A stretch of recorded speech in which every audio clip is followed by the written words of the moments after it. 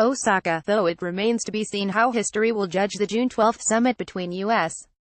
President Donald Trump and North Korean leader Kim Jong-un. Present Japanese and Western views across the political spectrum are generally either skeptical of North Korea's sincerity in honoring any agreement or of America's ability to sincerely negotiate an effective one. But no matter how one views the summit, it has set a precedent and created expectations worldwide that leaders in not only the U.S. but also Japan will now work harder to improve relations with North Korea. For Prime Minister Shinzo Abe in particular, that is a problem.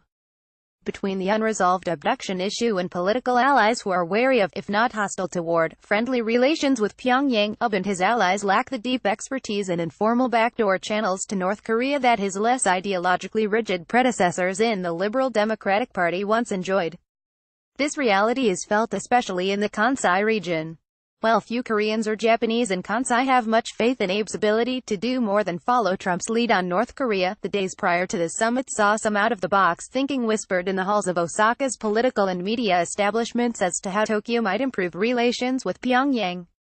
Perhaps the craziest idea floated by some media pundits was for Japan to extend Kim Jong-un an invitation to next year's Group of 20 Leaders Summit in Osaka.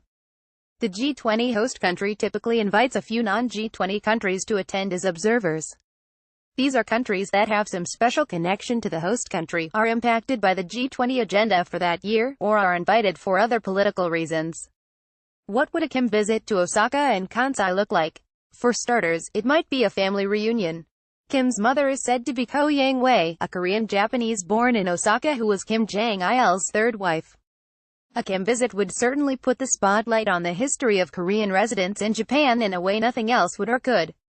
At the summit itself, Kim could engage with not only world leaders but also Japanese businesses who see North Korea as the last great untapped market and are worried about losing out to Japan's Asian neighbors and the U.S. If North Korea does open up. Yes, crazy, unthinkable, impractical, an Osaka joke. Stupid and dangerous even, the thought of Kim being feted in Osaka, and possibly by neighboring Kyoto and Nara, by 20 world leaders next year, I can hear you saying. But 7 months ago, the idea of a summit between a U.S. president and the leader of North Korea was considered impossible as well. Obviously, for a Kim visit to the G20 Osaka summit to become even remotely possible, a whole lot of things must happen first. Denuclearization talks must show rapid progress and Kim has to address the abduction issue in ways that convince Japan's conservative leadership to risk making a political move as bold and controversial as offering him an invite to Osaka. To get to a point where the trust is there will require unprecedented amounts of formal and informal diplomatic efforts, and a lot of compromise from both sides, between now and next June, when the G20 takes place. Still, Osaka's merchants have long prided themselves on risk-taking when it comes to new business ventures. Even if it doesn't happen, publicly supporting the idea of Japan inviting Kim to the G20 Osaka summit would at least show that they are also unafraid of taking risks when it comes to new political ventures. View from Osaka is a monthly column that examines the latest news from a Kansai perspective.